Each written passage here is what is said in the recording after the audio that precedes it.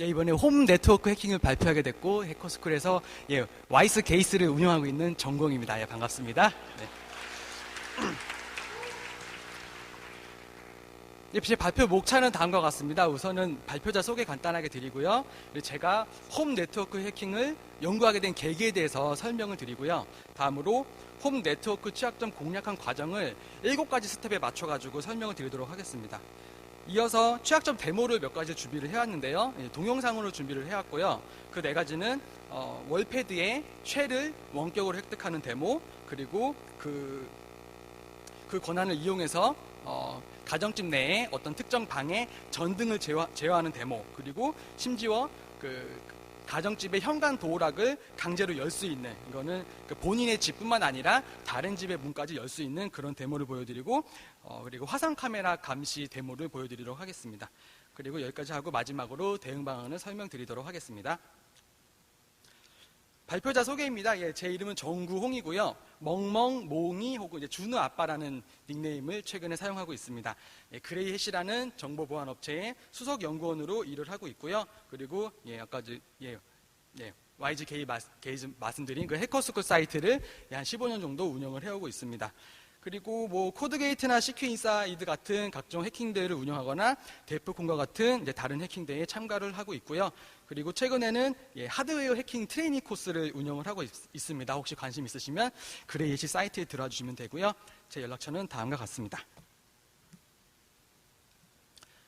제가 홈 네트워크 해킹을 연구하게 된 계기에 대해서 한번 설명을 드려보겠습니다. 저희 회사는 재택근무가 가능하고요. 그래서 지금 보이는 이 그림은 저의 방 모습입니다. 제가 여기서 이제 컴퓨터를 하면서 이제 열심히 일을 하고 있는 모습인데요. 우리처럼 해킹하는 사람들도 그렇고, 혹은 개발하는 사람들이라든지, 혹은 게임을 즐겨 하시는 분들, 일단 컴퓨터 딱 잡으면 그 화면에 몰입을 하게 되잖아요. 주변에 소리가 들리지 않고 컴퓨터에만 몰입을 하게 되는데, 집에서 일을 하다 보니까 가끔 와이프가 제 방에 들어와서 이런저런 얘기를 할 때가 있어요. 막 뭐라고 합니다. 그러면 이제 컴퓨터에 집중하고 있을 때는 그 얘기가 좀 귀에 안 들어오죠. 그래서 얘기를 들으면서 그냥 영혼이 나간 채로 대답만 합니다. 영혼 없이 대답만 하는데, 하루는 뭔가 막 길게 얘기를 하더니 한번 신청을 해볼까 말까라고 얘기를 하더라고요. 그래서 신청해봐 라고 얘기를 했어요. 그리고 한 3개월 정도가 흘렀는데 와이프가 다시 오더니 굉장히 신이 나 있더라고요. 막 좋아하면서 팔짝팔짝 뛰면서 당첨이 됐다라고 얘기를 하더라고요. 당첨이 됐다고? 뭐가 당첨이 됐어? 그랬더니 아파트 청약을 넣은 게 당첨이 됐다고 하더라고요. 저는 그래서 하루아침에 이사 준비를 하게 됐습니다. 빗장이가 됐고요. 서울 끝자락으로 갑자기 이사를 하게 됐습니다. 그래서 또 이제 시간이 흐르고 그 새로운 집에 들어가서 구경을 할 수 있는 상태가 됐어요. 그래서 와이프랑 갔죠. 가가지고 이제는 새 집을 구경을 하면서 구조가 어떻게 빠져 있는지, 그러니까 남자들은 보통 마감재 같은 거 잘 돼 있는지 보죠. 이제 여자들 같은 경우에는 주방을 보고요. 그리고 또 경치가 좋은지 그런 것들을 보게 되는데, 저는 이제 그런 게 눈에 안 들어오고 다른 게 눈에 들어오더라고요. 그것은 바로 그 집에 설치되어 있는 다양한 빌트인된 가전기기들이 눈에 들어왔습니다. 그래서 이것저것 화장실에 있는 것들, 주방에 있는 것들 보다가, 그리고 거실에 있는 월패드를 보게 됐어요. 월패드가 이런 식으로 보통 거실에 설치가 돼 있죠. 그래서 이게 저희 집 월패드의 화면입니다. 월패드의 화면이고요.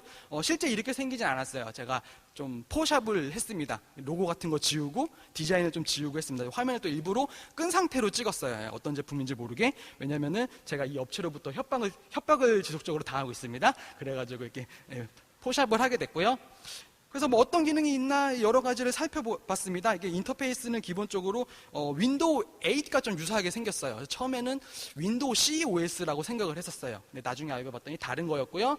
그래서 여러 가지 기능을 사용하다가 보니까 그 아래쪽에 저 빨간색 동그라미가 눈에 들어오더라고요. 그래서 이 월패드라는 것이 결국에는 인터폰 역할을 하잖아요. 인터폰으로 1층에 있는 사람과 대화를 하거나 타세대와 대화를 하거나 인터폰 역할을 하기 때문에 당연히 마이크일 거라고 생각을 했어요. 근데 잘 보시면은 위에도 동그란 게 또 있어요. 그리고 두 개를 비교해보면 위에 게 더 마이크처럼 생겼어요. 그럼 아래 거는 뭘까요? 그래서 이런저런 기능을 이용하다 보니까 아래 거는 카메라구나라는 걸 알 수 있게 됐어요. 카메라가 달려 있었죠.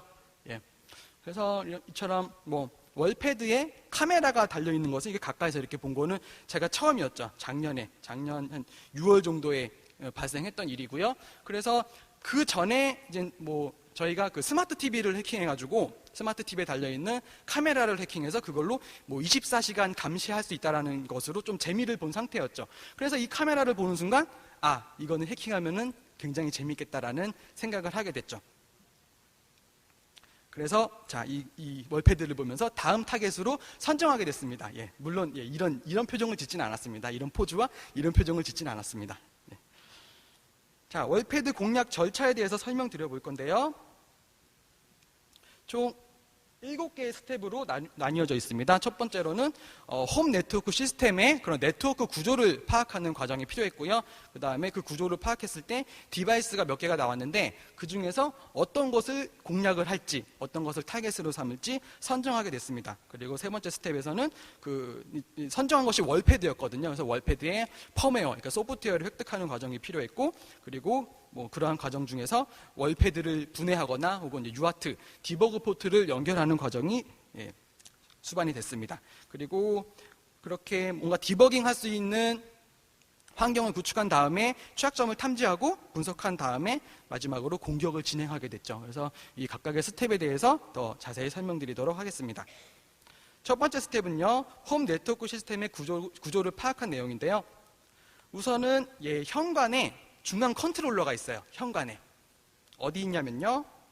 자, 현관을 찍은 모습이고요. 여기에 신발장이 있죠. 신발장을 열게 되면은 뭔가 덮개 같은 게 있고요. 그 덮개를 뜯어서 열게 되면 그 안에 이런저런 다양한 시스템이 있는 걸 볼 수 있습니다.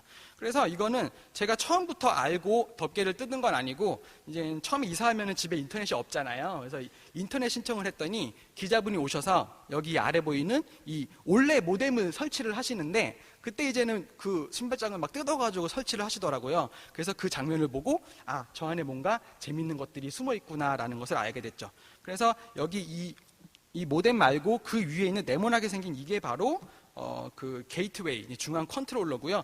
분석을 해보면 인베디드 리눅스 OS가 돌아가고 있습니다.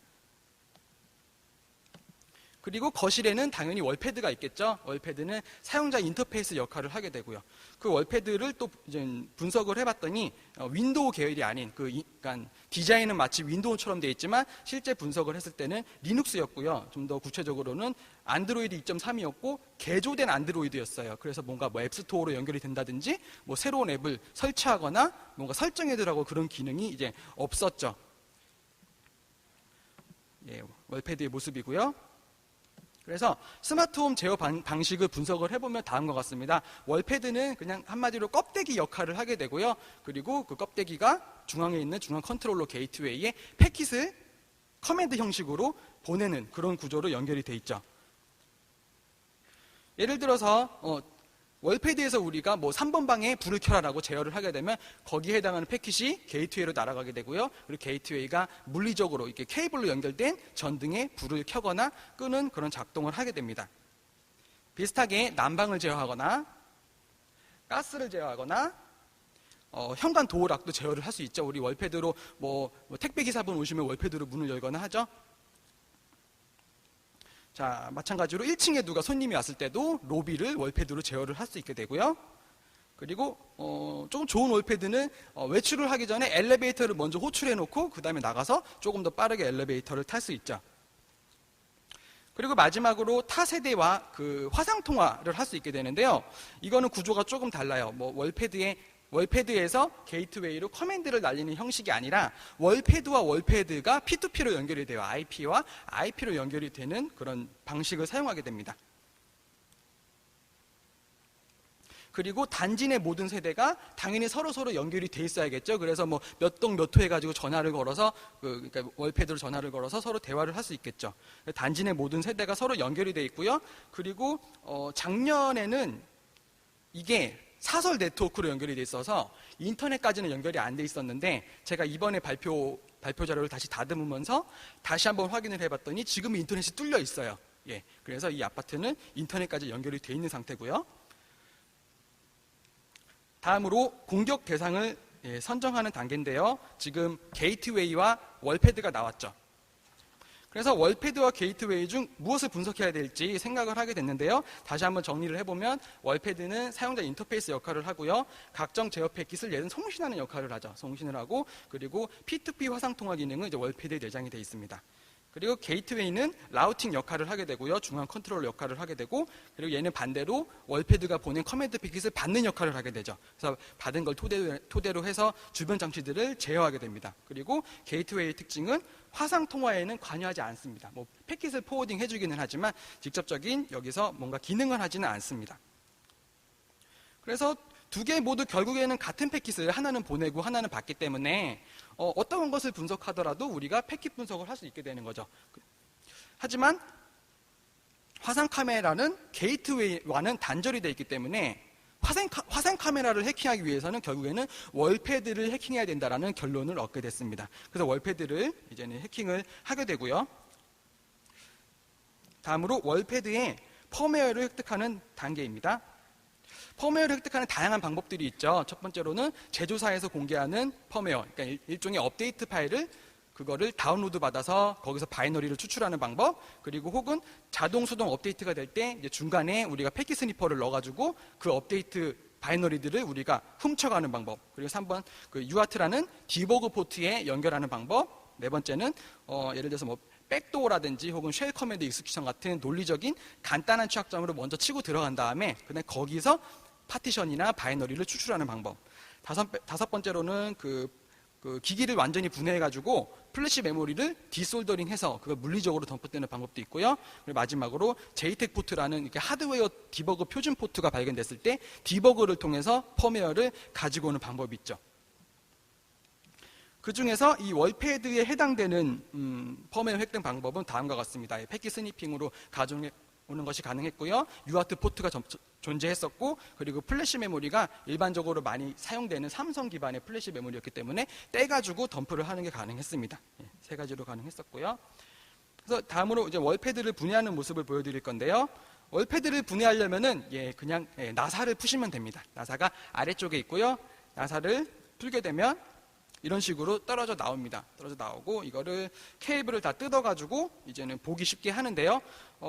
케이블이 예를 들어서 저 이더넷 케이블을 뽑게 되면은 화면상에 경고등이 뜹니다. 경고등이 뜨면서 삐요삐요 소리가 나게 돼요. 처음에 깜짝 놀랐어요. 그래서 경비 아저씨나 뭐 관리소에서 곧 우리 집에 오겠구나라고 생각을 했는데 뭐 30분이 지나도 하루가 지나도 오지 않으시더라고요. 그래서 떼가지고 이제 겁먹지 않고 분석을 할 수 있게 됐습니다. 자, 분해를 한 모습이고요.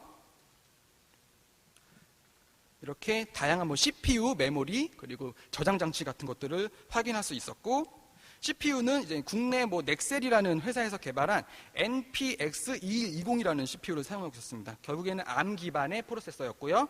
속도는 이제 800MHz 정도 됐었고, 플래시 메모리는 이제 아까 말씀드린 것처럼 삼성 기반의 플래시 메모리를 사용하고 있었고요. 그리고 각종 하드웨어 포트를 분석해 본 결과 UART 포트는 노출이 되어 있었고, 그리고 JTAG 포트는 노출이 되지 않았거나 존재하지 않는 상태였습니다. 그래서 UART 포트가 발견이 됐기 때문에 UART 접속을 하게 됐고요. UART란 이제 유니버셜 에이싱크로너스 리시버 트랜스미터의 약자로서 우리말로 하면 범용 비동기 송신기의 약자죠. 그래서 UART는 하드웨어 통신 규약의 한 종류고요. 그리고 직렬 통신을 사용하는 프로토콜입니다. 그래서 데이터를 보내거나 받을 때 각각 하나의 라인을 사용하게 되죠. 보낼 때 TX핀을 사용하고요. 받을 때 RX핀을 사용하게 됩니다. 이 UART 프로토콜은 다른 프로토콜들에 비해서 프로토콜이 굉장히 단순한 구조로 되어 있기 때문에 개발자분들이 디버깅 용도로 사용할 때 많이 사용하시죠. UART 포트를 찾아보면요. 이 위쪽에서 발견이 되는데요. 가까이서 보시면은 이런 모습이 되고요. UART 포트가 보통 4개의 핀으로 구성이 되어 있습니다. 그래서 모양으로 봤을 때도 UART처럼 생겼고, 여기 그 PCB에 인쇄되어 있는 식자를 봐도 디버그라고 되어 있죠. 그래서 확실히 UART라는 걸 알 수 있었습니다. 그래서 UART는 금방 발견을 할 수 있었고요. 해커가 만약에 UART를 연결을 하게 되면요, 이제 뭐 다양한 이득을 얻을 수 있게 되는데요. 그 중에 대표적인 것들은 다음과 같습니다. 뭐 커널, 어플리케이션, 혹은 디버그, 에러 이런 출력되는 메시지들을 그 UART 디버깅 창을 통해서 우리가 노트북이나 데스크탑에 모니터를 볼 수 있게 되죠. 그래서 그런 정보들을 토대로 해서 취약점 공략에 필요한 다양한 정보를 획득할 수 있게 되고요. 그리고 어떤 경우에는 그 UART에서 부트로더로 연결이 되는 경우가 있어요. 그래서 부트로더로 연결이 되면은 그 안에 이제 메모리 리딩, 라이팅 기능이 다 있죠. 그래서 펌웨어를 가지고 오거나 펌웨어를 변조해서 다른 펌웨어로 갈아치우는 것이 가능해지죠. 그리고 마지막으로 운이 좋은 경우에는 그 디버그 포트에 연결을 했을 때 커맨드 쉘이 뜨는 경우가 있어요. 뭐 리눅스면 리눅스 쉘이 뜨는 경우가 있습니다. 그래서 그 쉘 상에서 펌웨어를 통째로 긁어 오거나 아니면 대상으로 삼고 있는 특정 바이너리만 가져오거나 혹은 뭐 GDB를 거기다 업로드 해가지고 동적 디버깅 하는 것이 가능해지죠. 그래서 월패드의 UART에 접속을 시키는데요. 문제는 뭐냐면 다름 아닌 그 UART 커넥터가 너무 작아가지고 제가 거기다가 케이블을 연결을 하거나 납땜을 하는 것이 거의 불가능했어요. 아무리 애를 써도 안 되더라고요. 그래서 결국에는 제대로 된 커넥터를 구매를 해야겠다라는 생각을 하게 됐고요. 그래서 그 구로 전자 유통상가에 가가지고 막 수소문하면서 다녔죠. 이거를 월패드를 이게 두 번을 갔었는데요. 처음에 한 번 갔을 때는 다들 모른다라고 해가지고 답답해가지고 두 번째는 이 월패드를 그냥 떼가지고 들고 갔어요. 들고 가가지고 막 이것 좀 맞는 것 좀 파세요, 맞는 것 좀 파세요 하다가 거의 없어요. 또 맞는 게 없고 이분들이 대량 판매를 하시는 분들이기 때문에 하나만 산다 그러면 있어도 없다 그럽니다. 있어도 막 찾으려면 한참 걸리잖아요. 안 팔려 그래요. 근데 포기하기 거의 뭐 일보 직전에 이런 업체에서 친절하신 분을 만나서 여기서 맞는 케이블 구매를 하게 됐습니다. 예. 그래서 그 케이블의 이름은 이제 몰렉스사에서 개발한 어떤 케이블이었고요. 그래서 집에 와서 이제 연결을 하게 됐죠. 그래서 UART, 이게 디버그 포트 연결을 하려면 그 연결에 필요한 장비를 구매를 하셔야 되는데요. 보통 이제 옥션이나 이런 데서 구매하실 때 그 USB UART, USB RS232, 시리얼, TTL 이런 걸로 검색을 하시면 해당 장비를 한 10,000원 정도에 구매를 하실 수가 있죠. 그래서 이 장비로 UART 포트에 연결을 한 다음에 노트북에 꼽으면은 컴포트로 잡히게 됩니다. 컴 3번 이런 식으로요. 그래서 연결 절차는 요약하면 다음과 같은데요. 우선 관련 드라이버를 그 디버그 장비에 드라이버를 설치를 하시고요. 그 다음에 각 핀을 서로 맞게 연결을 하는 거죠. RX는 TX에, TX는 RX에, 그라운드는 그라운드에, VCC는 VCC에 이렇게 서로 알맞게 연결을 합니다. 연결을 한 다음에는 거기서 출력되는 메시지를 우리 컴퓨터 화면으로 보게 되는데요. 그때 주로 사용되는 소프트웨어가 이제 푸티나 엑스쉘을 많이 쓰시죠. 왜냐하면 푸티나 엑스쉘에 다 이제 시리얼 접속 기능이 있기 때문이죠. 시리얼 접속 기능을 이용하면 됩니다. 마지막으로 연결 정보를 설정하셔야 되는데요. 여기서 중요한 것은 속도를 잘 설정을 해주셔야 된다는 건 속도를. 보레이트라고 하는데요. 이 월패드 같은 경우에는 115,200 보레이트를 사용하고 있었습니다. 그래서 접속을 시킬 수가 있었고요. 그 UART 디버그 포트에 연결한 화면입니다. 이렇게 연결이 되고요. 노트북을 제가 갖다 놓고 연결을 한 거고요. 그리고 좀 멀리서 보면은 이런 식으로 되죠. 그래서 지금부터 그 UART 연결했던 결과를 동영상으로 한번 보여드리도록 하겠습니다. 야호. 예. 이거는 루트. 예, 제가 멈추고 싶은데 여기까지는 없었으면 좋겠네요. 그냥 말하겠습니다. 예. 처음부터 루트가 떠가지고 그때부터 찍기 시작한 장면입니다. 제가 흥분해가지고 그때부터 찍었어요. USB 쉘. 쉘이 떠 있는 모습이고요.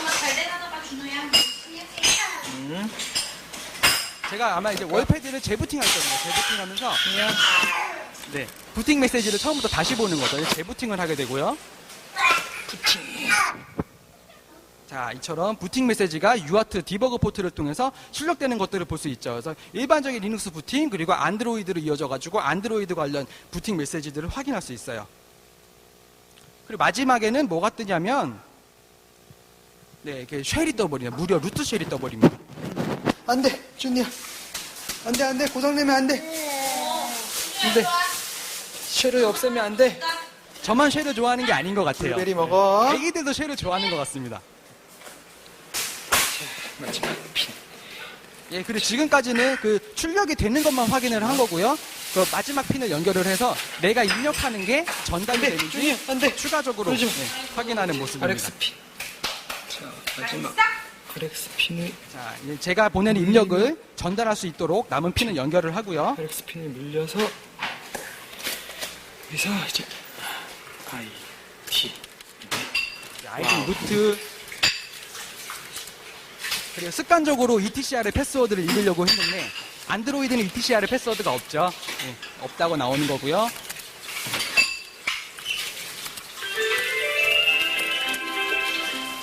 네, 이런 식으로 ls 명령해서 제대로 된 파일 시스템이 보이는 거를 확인할 수 있었죠. 네, 그래서 이제 마지막에는 부팅이 되면서 띠리리리리리리라고 했는데 만약에 뭐 되게 혹시 월패드를 가지고 계시고 저런 소리가 난다라면 이제 같은 월패드라고 보시면 되겠죠. 네. 예, 다음으로 이제 쉘 접속 후 확인된 내용들입니다. 우선 UART 접속 시에 바로 루트 쉘이 나왔다라는 거 너무 땡큐 하게도 루트 쉘이 바로 나왔고요. 그리고 안드로이드 기반 운영체제, 저는 이제 처음에는 말씀드린 것처럼 윈도우 C 기반일 거라고 생각을 했는데 안드로이드 기반의 운영체제가 나와서 좀 놀랐었고요. 그리고 텔넷 포트 23번 포트가 열려져 있었어요. 넷스테이트 명령으로 확인을 했었죠. 그리고 그 외에 홈 네트워크 작동에 필요한 다양한 포트들이 이제 TCP 포트, UDP 포트가 열려 있었고요. 그 외에 이제 다양한 프로세스들이 실행 중이었습니다. 그래서 지금 쉘을 얻었기 때문에 그 안에서 다양한 취약점 분석이 가능하겠죠. 그래서 취약점 분석을 했었고요. 이 취약점 분석은 몇 가지를 가정을 하고 분석을 시작하게 됐는데요. 우선은 모든 제어가 현재 네트워크 패킷 기반으로 이루어져 있잖아요. 커맨드 형식으로 이루어져 있기 때문에 패킷 리플레이 어택이 먹힐 것이다 라고 일단은 기본으로 깔고 들어갔고요. 이때 첫 번째 가정은 패킷을 보냈을 때 패킷 송신자의 아이덴티티나 크레덴셜을 왠지 검사를 하지 않을 것 같다. 그래서 해커가 제3자가 패킷을 보냈을 때도 그게 먹힐 것 같다라는 가정을 하게 됐고요. 만약에 검사를 하더라도 그거를 뭔가 바이너리 분석을 통해서 취약점을 찾아서 그걸 스포핑하거나 바이패스 할 수 있을 것이라고 가정을 했죠. 실제 분석해본 결과로는 뭔가 검사를 하는 건 없었고요. 그냥 그 패킷 그대로 보내면 그거를 우리 집에 보내든 남의 집에 보내든 다 이제 먹히는 취약점이 존재했었죠. 취약점 분석 대상은요, 첫 번째로는 월패드와 게이트웨이 사이에 패킷을 분석했고요. 이제는 패킷 스니핑을 통해서 분석을 하게 되겠죠. 그래서 스마트홈의 시스템, 불을 켜거나, 현관문을 열거나 그런 것을 제어하는 것을 취약점 분석을 하게 됐었고, 두 번째로는 이제 월패드의 그 화상 통화 기능은 패킷을 이용하지 않는다 그랬잖아요. 이거 그 게이트웨이로 커맨드 패킷을 보내는 형태가 아니라 월패드 자체에 있는 서비스를 이용하기 때문에 이제 월패드 자체를 침투해서 들어갈 수 있는 그런 취약점이 필요해지는 거죠. 그래서 우리 집이야 그냥 UART 포트 연결해가지고 쉘 따면 되는데 다른 사람 집 것을 해킹을 하려면 거기 가가지고 UART를 연결할 수 없는 노릇이잖아요. 그래서 원격에서 침투할 수 있는 그런 취약점을 분석을 하게 됐습니다. 그래서 바이너리 분석은 아이다와 지금 CPU가 ARM이기 때문에 ARM 헥스레이가 먹히죠. 그래서 헥스레이를 이용해서 분석을 했었고요. 그리고 네트워크 패킷 분석은 일단은 그 리눅스 쉘상에서 TCP 덤프를 이용해서 먼저 덤프를 뜬 다음에 TCP 덤프가 좀 눈으로 보기 좀 어렵게 돼 있잖아요. 그래서 그거를 제 PC로 가져와서 와이어샤크로 다시 분석하는 그런 과정을 거쳤습니다. 네, 그래서 이러한 바이너리 분석과 패킷 분석을 통해서 발견한 취약점들을 정리해보면 다음과 같습니다. 우선 첫 번째로는 텔넷 서비스가 열려 있고 그리고 그 텔넷 서비스의 패스워드가 암호화되어 있지가 않았어요. 그냥 바이너리에 그냥 스트링으로 박혀 있었다는 얘기고요. 그리고 더 황당한 것은 그게 기기별로, 그러니까 세대별로 다르게 설정이 되어 있어야 되는 부분이잖아요. 근데 다르게 설정이 되어 있지 않고 모두 다 똑같은 패스워드를 사용하고 있었습니다. 그리고 두 번째로는 모든 제어 통신 패킷이 전혀 암호화가 되어 있지 않고 평문으로 날아갔었기 때문에 해커가 그걸 잡아서 너무너무 쉽게 분석을 하는 것이 가능했었고요. 그리고 마찬가지로 모든 제어 통신 패킷의 인증 절차라든지 혹은 ACL 어디서 오는 것만 수용을 한다라는 그런 제어가 없었기 때문에 제3자가 패킷을 보냈을 때 취약했었죠. 네 번째로는 특정 서비스 CMX NP라는 서비스가 있는데 이게 사실 그 월패드에서 핵심적인 역할을 하는 서비스입니다. 그 서비스에 일종의 백도어 같은 커맨드가 발견이 됐었고요. 이제 원격에서 임의 명령 실행이 가능한 커맨드가 발견이 됐었고 그 외에 이제는 저 위에 말씀드린 CMX, NXP뿐만 아니라 많은 다양한 서비스들이 스트링 카피 함수와 sprintf 함수를 너무너무 많이 쓰고 있어가지고 시스템 해킹 공격에 취약했습니다. 그러니까 보안이 총체적으로 보안이 잘 안 돼 있었다라는 거죠. 그래서 이제 공격을 진행한 부분인데요. 마지막 스텝입니다. 우선은 텔넷 계정을 분석했는데요. 우선 안드로이드니까 ETCR의 패스워드나 섀도우가 존재하지 않겠죠.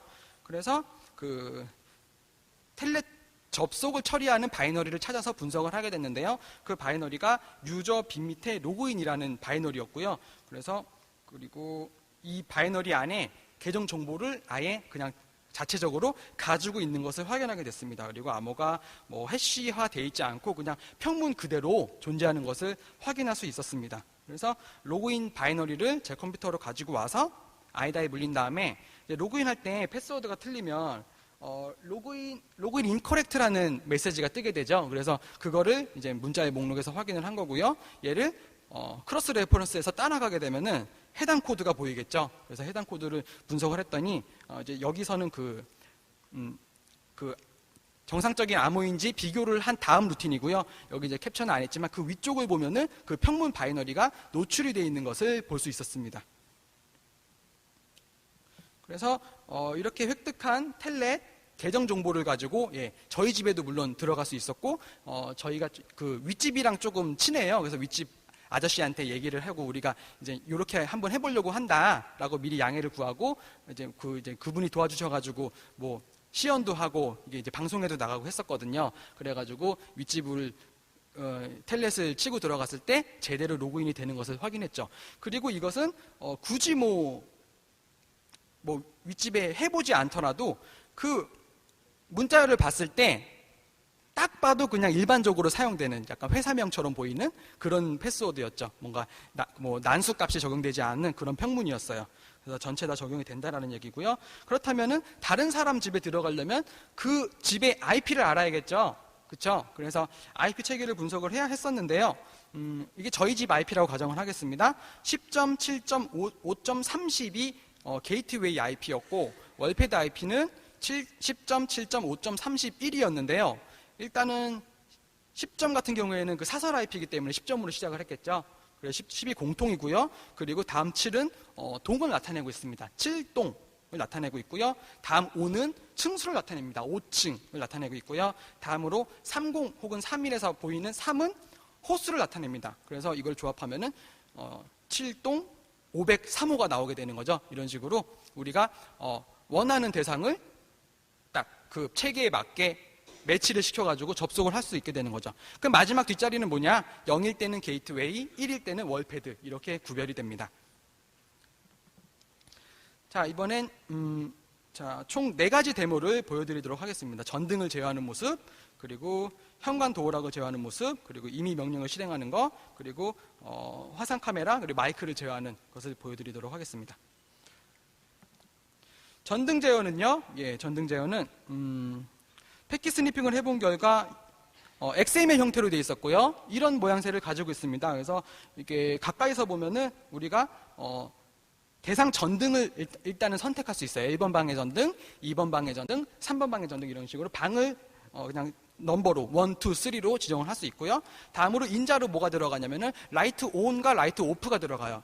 켜라, 꺼라 이게 들어가는 거죠. 그래서 지금 2번 방의 전등을 키라는 패킷이고요. 이 패킷의 예제를 보여드리고 있는 거고, 그래서 이거를 이제 동영상으로 보여드리도록 하겠습니다.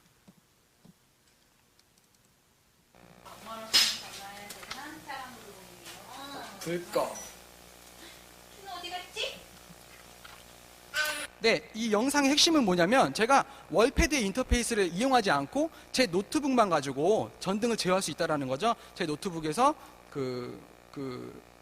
월패드 IP인 10.7.5.31에 텔넷으로 들어갔겠죠. 텔넷으로 들어가서 거기서 패킷을 날려가지고 우리 집에 전등을 제어하는 모습입니다. 물론 우리 집뿐만 아니라 IP를 바꾸면은 다른 집도 얼마든지 제어를 할 수 있는 거고요. 그냥 생각만 하기로는, 생각 같아서는 저희 집이 좀 고층이거든요. 그래서 창문으로 보면은 맞은편 아파트가 보이게 되는데 생각 같아서는 테트리스를 한번 해보고 싶어요. 테트리스를 한번 해보고 싶은데 이거 하면은 뭐 진짜 우리 아기를 못 보게 될 수도 있을 것 같아가지고 이거는 뭐 그냥 생각으로만 했습니다. 노트북으로 불을 끈 거고요. 다시 불을 켜면 불이 켜지죠. 혹시 깡먹었는데 긴장하는 네, 이런 식으로 키거나 끄거나. 제가 이게 말을 하는 거 그냥 추임새를 넣는 거예요. 그냥 제가 진짜 재밌으라고 추임새를 넣은 거고요. 와이프는 이제 이걸 듣고서는 뭐 음성인식 뭐 프로그램 개발했냐고 하던데 그게 아니라 그냥 저는 추임새를 넣은 겁니다. 그래서 전등을 제어할 수 있다는 것이고요. 다음으로 현관 도어락을 오픈할 때 그때 이제 발송되는 커맨드를 캐치를 해봤더니 이런 식으로 되는데요. 이거는 이벤트 번호가 들어갑니다. 각각의 이벤트마다 거기에 해당하는 액션이 있겠죠. 그 중에 이걸 보시면은 33번 이벤트를 날리게 되면은 현관문을 열어라 라는 이벤트로 인식을 하게 됩니다. 33번을 날리는 거죠.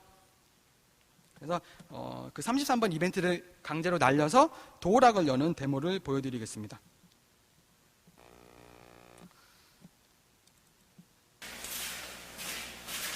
자, 여러분, 제가 이제부터 이 노트북 하나만 가지고 현관문을 열어보도록 노트북 하나만 가지고 현관문을 열겠다지 이런 말을 하고 있는 겁니다. 자, 패킷을 날리면 문이 그냥 열리고요. 네, 열고 들어가고 자, 다시 한번 열어보도록 하겠습니다. 패킷을 날리면 또 문이 열리게 되는 거죠. 이렇게. 이거는 IP만 바꾸면 다른 집이 열리는 거죠. 예, 5층 가가지고 지금 5층이니까 7층 가서 IP만 7로 바꾸면 그 집 문이 열리는 거죠. 그렇다면은 지금 무선으로 문을 열었잖아요. 어떻게 무선으로 열었냐? 별다른 게 아니라 그 게이트웨이가 있는 그 뚜껑을 열게 되면은 남은 포트가 많아요. 남은 포트가. 거기다가 우리 공유기를 연결을 하면 되는 거죠. 거기다가 우리 공유기를 연결하면 근처에서 무선을 잡아서 그 홈 네트워크 시스템에 들어갈 수 있고요. 혹은 거기다가 뭐 리눅스 서버를 하나 연결한 다음에 그 리눅스 서버에서 리버스 쉘을 해커한테 보낸다. 그러면 외부에 있는 해커랑 내부에 있는 시스템이 서로 연결이 되는 거죠. 거기서 다른 사람 뭐 집의 문을 열거나 뭐 전등을 제어하거나 다 할 수 있게 되는 거죠. 그렇다면 또 뭐 이렇게 생각하시는 분 계시겠죠. 그러면 저렇게 연결을 하려면 일단은 그 아파트에 누군가는 아는 사람이 있어야겠네요 라고 생각할 수 있겠죠. 그래야지 이걸 설치할 거잖아요. 근데 그럴 필요가 없습니다. 다음 사진을 보시면은 아마 뭐 이미 경험하신 분들도 많이 계실 것 같은데 지하 1층으로 내려가면은 대부분의 아파트들에 통신실이라는 게 존재하죠. 통신실. 그리고 저도 이제 통신실이 보이게 되면은 저는 항상 열어보는 이제 안 좋은 습관을 가지고 있는데요. 열어보게 되면은 다 열려요, 그냥. 다 열려요. 들어가면은 다 인터넷이 다 여기다 노출이 돼 있습니다. 여기서 그냥 연결해가지고 IP 받아서 그러면은 꼭 그 아파트에 누군가 있지 않아도 이처럼 통신실에 침투해가지고 이상한 짓을 할 수 있는 거죠. 그리고 들어가고 나올 때 연기를 잘해야 돼요. 직원인 것처럼 하고서는 뭐 하나 이런 거 매구 하나 들어갔다 나왔다가 해야 돼요. 네. 자, 다음으로는 이미 명령 실행 가능한 패킷인데요. 이것은 이제 패킷만 보여드리겠습니다. 보시면 다양한 XML 커맨드가 존재하는데 그거를 쭉 보다 보니까 exec라는 커맨드가 발견됐어요. exec 뭐죠? 뭐 execute 혹은 exec v2의 약자겠죠. 명령을 실행하는 커맨드죠. 그래서 거기다가 인자로 ls 명령을 같이 보내게 되면은 ls 명령이 실행이 되는 거죠. 예, 이게 뭐 백도어인지 아니면 어떤 기능상에 필요한 기능인지는 모르겠지만 이런 식으로 원격에서 어떤 특정 포트를 이용해 특정 포트에 접속을 해서 원하는 명령을 실행하는 것이 가능했고요. 그리고 마지막으로 이제 화상 카메라 마이크를 제어하는 부분인데요. 사실 이 부분이 좀 많이 힘들었어요. 이 부분이. 왜냐하면 원래 처음에는 이게 안드로이드니까 그냥 카메라와 마이크를 제어하는 앱을 만들어서 올리면 게임 오버일 줄 알았거든요. 근데 그렇지 않더라고요. 일단 앱을 정상적으로 올리는 게 좀 막혀 있었고요. 그거를 어떻게 잘 해가지고 올리긴 했는데 카메라를 딱 플레이를 했더니 어떤 현상이 발생했냐면은 그 카메라가 그 거실을 비추고 있는 그 카메라, 그러니까 월패드 앞에 달려 있는 카메라가 나오는 게 아니라 영상이 그 현관 앞에 누군가 와서 벨을 눌렀을 때 그 사람의 얼굴을 볼 수 있잖아요. 하필이면 그쪽에 연결이 돼 있어가지고 카메라를 아무리 디바이스를 오픈해서 보더라도 현관 방만 볼 수 있게 되는 거예요. 그래가지고 앱을 이용해서 카메라와 마이크를 제어하는 것은 실패했습니다. 실패를 했고요. 이거를 어떡하나 뭐 커널 드라이버를 만들어야 되나 막 계속 고민을 하다가 공부를 하다 보니까 G스트리머라는 리눅스 기반에 사용되는 그런 영상 스트림을 보내거나 실시간으로 그 화면에 출력해 줄 수 있는 그런 라이브러리가 있더라고요. 그리고 저런 라이브러리를 제가 검색하게 된 계기는 뭐냐면 그 월패드 안에서 여기저기 돌아다녀 보면은 G스트림이라는 단어가 되게 자주 나와요. 그래서 이상하다 싶어가지고 검색을 했더니 그게 바로 그런 화상 카메라와 마이크를 제어할 수 있는 그런 라이브러리가 이미 설치가 돼 있더라고요. 그래서 제가 G스트리머를 공부를 해가지고 어떤 커맨드를 날렸을 때 그 스트리밍을 시작할 수 있는지 그거를 공부를 했죠. 그래서 그 결과 저런 커맨드를 날리게 되면은 스트리밍을 시작할 수 있게 되고요. 그리고 저기서 그 옵션을 보시면 스트리밍을 자기 IP에 6161 포트로 시작해라 라는 명령이고요. 그리고 해커의 서버에서는 반대로 그 IP와 포트에 접속을 하게 되면은 거기서 보여주는 스트림을 내가 실시간으로 보거나 혹은 파일로 저장을 할 수 있겠죠. 그래서 그 데모를 보여드리도록 하겠습니다. 화상 카메라인데요. 사실 뭐 이것도 좀 재밌게 찍고 싶긴 했는데 그 재밌게 찍고 싶다라는 생각을 이미 패치가 된 후에 생각을 하게 돼가지고 좀 재미없는 영상입니다. 이거는. 네. 저희 윗집입니다. 윗집에 계신 이제 아저씨와 아주머니고요. 예, 왼쪽에 있는 이제 남성분과 여성분은 이제 BOB 학생입니다. BOB 학생 앉혀놓고서는 한번 찍어본 겁니다. 네. 네, 이렇게 다른 집을 훔쳐볼 수 있다라는 거고요. 보통은 저 위치에 보시는 것처럼 이제 소파가 가게 돼요. 소파가. 왜냐하면 그 맞은편에 TV를 설치하게끔 이렇게 모양이 되어 있거든요. 거기에 이제 전원이 나오게 되어 있고 그렇기 때문에 보통은 저쪽에 소파가 있게 되죠. 네. 그래서 이제 개인 사생활이 많이 노출이 될 수 있는 환경인 거죠. 자, 마지막으로 대응 방안입니다. 우선은 월패드나 게이트웨이의 취약점, 특히 리모트 취약점을 제거하는 게 무엇보다 중요하겠죠. 왜냐하면 아무리 뭐 난독화를 시키고 뭐 방어를 하고 하더라도 그 기기 자체에 취약점이 있다면은 그렇다면 결국엔 뚫리겠죠. 그래서 뭐 계정 정보나 각종 패스워드 정보를 이제 암호화를 했었고, 그리고 버퍼 오버플로우나 포맷 스트링 같은 다양한 취약점들을 이제 패치를 해야 되고요. 몇 가지는 이미 패치가 된 상황이고요. 그리고 해커의 리버싱을 방해해야겠죠. 지금 패스워드 같은 거 다 그냥 이렇게 평문으로 보여버리면 안 되겠죠. 난독화를 하거나 안티 리버싱을 요즘에 이제 안드로이드 뭐 스마트폰 앱 쪽에는 많이 적용이 되는 추세인데 인베디드 쪽에는 그런 게 전혀 없는 것 같아요. 그래서 그런 게 인베디드 쪽에도 이제 앞으로는 적용을 해 나가야 될 것 같고요. 그리고 이상 패킷을 모니터링 해야겠죠. 아무래도 그 네트워크 안에 해커가 침투하게 되면 취약점을 분석하는 과정에서 굉장히 이상한 패킷을 막 보내게 됩니다. 퍼징을 한다든지 하면서 이상한 패킷을 보내게 되는데 그처럼 예상되지 않은 패킷을 받았을 때는 경고를 하게끔 시스템이 구축이 돼 있어야 될 것 같고요. 특히 디바이스에 쉘이 접속됐을 때는 그때는 그거는 장악당했다는 얘기잖아요. 그래서 일단은 쉘이 접속됐을 때 AS 기사가 접속한 건지 아니면 그게 아닌지 그거를 판단을 해가지고 경고를 또 발생하는 그런 절차가 필요할 것 같습니다. 자, 그리고 저희가 이제 스마트 TV 때도 제안한 방법인데 마이크나 카메라를 사용할 때는 하드웨어적으로 표시를 해버리는 거죠. 불이 들어오게 지금 카메라를 쓴다. 마이크를 쓴다라고 화면에 표시되게끔. 그러면 하드웨어적으로 구현을 해버리면 해커가 아무리 몰래 그 카메라를 작동한다고 하더라도 불이 들어올 거기 때문에 왜 지금 불이 들어오지? 내가 지금 해킹당했나라고 알 수 있겠죠. 그리고 다음으로 제어 패킷의 어떤 송신자의 아이덴티티를 제대로 확인을 해야 될 거고요. 제대로 된 월패드에서 패킷이 온 건지, 그리고 IP는 맞지만 맥도 맞는 건지 그런 걸 제대로 확인을 해야 되고요. 그리고 당연히 제어 패킷을 암호화를 해야겠죠. 뭐 대칭키로 암호화를 하거나 비대칭키로 암호화를 하거나 어쨌거나 암호화를 해야 됩니다. 대칭키를 암호화를 했을 때는요, 제3자가 패킷을 스니핑한다고 하더라도 걔를 변조하지 못하죠. 해석을 하거나 암호화가 되어 있기 때문에 어떻게 할 수가 없게 되고요. 이때 주의사항은 세대별로 서로 다른 키를 사용해야 되겠죠. 다른 키를. 만약에 전부 다 같은 키를 사용해버리면 해커가 제가 했던 것처럼 본인 집의 월패드를 분석을 해서 키값을 추출하고 그걸로 다른 세대를 또 공격할 수 있겠죠. 그래서 세대별로 다른 키를 사용하고 키의 규칙성이 존재하면 안 되고요. 그리고 이렇게 했을 때 단점은 뭐냐면은 패킷 리플레이 어택은 여전히 가능해지죠. 문 열라라는 패킷이 암호화는 되어 있지만 걔는 여전히 문 열라라는 패킷이잖아요. 그래서 해커가 그 패킷을 수집한다면 그걸 다시 보내서 문을 열 수는 있습니다. 당연히. 그렇기 때문에 이거에 대한 해결책으로 타임스탬프를 넣어가지고 시간 정보를 같이 보내서 그래서 5초가 지난 다음에는 그 패킷이 먹히지 않도록, 다시 말해서 해커가 뭐 3시간 후에 집주인이 집을 나갔을 때 다시 와서 그 패킷을 보내더라도 먹히지 않도록 해야 되고요.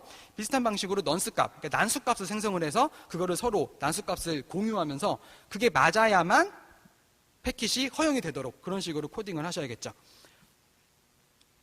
비대칭키는 RSA죠. 예, RSA를 적용시켰을 때도 제3자가 마찬가지로 패킷을 해석하거나 변조하지 못하게 되고요. 이때 단점은 뭐냐면 해커가 자신의 공개키와 개인키를 이용해서 RSA 통신을 해버리면은 또 뚫리는 경우 많죠. 스마트폰 앱 같은 것도 그런 식으로 많이 뚫리게 되죠.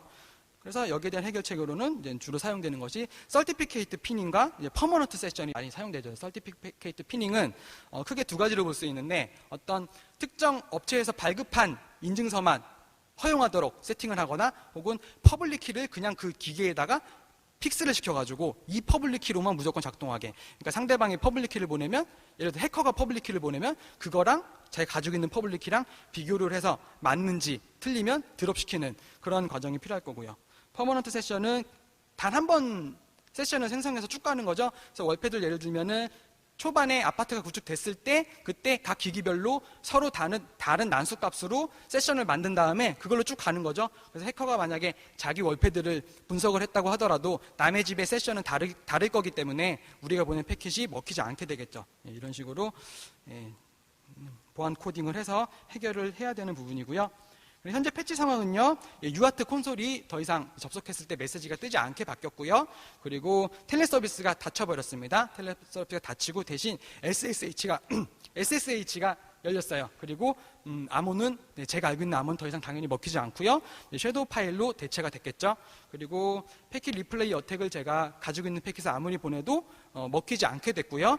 그리고 어떤 식으로 패치를 했는지는 몰라요. 왜냐하면 제가 다시 지금 들어갈 수 없는 상태이기 때문에 어떤 식으로 패치를 했는지 모르고요. 그리고 원격 명령 그 백도어도 잘 되던 것이 지금은 이제 먹히지 않게 됐습니다. 그래서 이런 식으로 이제 제가 제보한 취약점들이 전부 패치가 됐고요. 제가 이제 또 혹시나 이제 그 준비하면서 다른 취약점이 있나 봤었는데 그냥 잠깐 봐서는 안 나오더라고요. 예, 제대로 패치가 잘 된 것 같고. 그렇다면 이제는 홈 네트워크 해킹 끝이냐? 예. 아직 그렇지 않습니다. 예. 자, RF 해킹이 남아 있습니다. RF 해킹. 이게 뭐냐면요. 우리가 그 월패드에서 문 열린 버튼을 누르죠. 문 열린 버튼을 누르면 그 도어락이 문이 열리게 되는데 잘 생각을 해보시면 도어락이 문이 열릴 때 거기 유선이 그 안에 들어가 있지는 않을 거잖아요. 그 문에 어떻게 쇳덩어리에 유선이 들어가요. 그리고 눈으로 보더라도 유선이 들어가는 부분을 찾을 수가 없어요. 유선이 아니라면 무선이죠, 무선. 그래서 우리가 문 열린 버튼을 누르면 RF 신호, 그러니까 라디오 신호가 전송이 돼가지고 그거를 받았을 때 문을 열게 되어 있습니다. 그러면 해커가 중간에서 그 신호를 가로채서 분석을 하고 어떤 포맷인지를 안 다음에 그거를 조작을 하게 되면 우리 집뿐만 아니라 다른 집의 문도 열 수 있게 되겠죠. 그래서 이거에 대한 분석을 현재 진행 중인데요. 433MHz 통신을 한다는 것을 확인을 했고요. 현재 이제 패킷을 캡처해서 분석을 하려고 하고 있는 상태입니다. 그래서 이거에 대한 발표는 아마 올 11월에 열릴 코드 엔진에서 아마 볼 수 있게 되실 것 같습니다. 네. 결론은 이제 7가지 스텝을 거쳐서 그 홈 네트워크 시스템을 공략하게 됐었고요. 그리고 또 다른 결론은 일단은 인베디드 장비의 보안을 잘 하기 위해서는 오버플로우나 포맷 스트링 같은 그런 취약점이 발생하지 않도록 철저한 시큐어 코딩을 해야 된다는 거고, 패킷을 다룰 때는 항상 암호화는 기본적으로 해야 돼요. 그리고 송신자의 아이덴티티를 제대로 확인을 해야겠죠. 그리고 리버싱 방지를 위한 난독화 및 안티 리버싱 솔루션이 적용이 돼야 될 것 같고요. 그리고 하드웨어적인 보안 작업도 필요하겠죠. 왜냐하면 해커들이 하드웨어 쪽으로 많이 접근을 하니까 UART나 JTAG 포트에 어떤 거기서 유용한 정보가 흘러나가지 않도록 차단을 하거나 어떤 뭔가 패스워드를 한 번 더 걸어 놓는다든지 그런 식의 보안 작업이 필요해집니다. 그리고 마지막으로 이제 인베디드 분야에서도 언제든지 그런 기기들이 해커의 먹잇감이 될 수 있다라는 인식의 전환이 필요한 것 같아요. 그래서 월패드도 보시면 암호화라든지 텔넷이라든지 이런 것들을 보면은 전혀 보안적인 신경이 안 쓰여져 있다는 걸 알 수 있는데요. 그래서 아마도 개발하시면서 설마 이런 짓을 하는 이상한 애는 없겠지라고 생각을 하면서 개발을 하셨겠죠. 하지만 아시다시피 요즘에는 해커들이 인베디드 장비를 굉장히 많이 노리기 때문에 그런 인식의 전환이 전체적으로 필요할 것 같습니다. 네, 시간이 한 3분 오버됐기 때문에 저도 질문은 개별적으로 받도록 하고요. 네, 여기서 마치도록 하겠습니다. 들어주셔서 감사합니다. 네.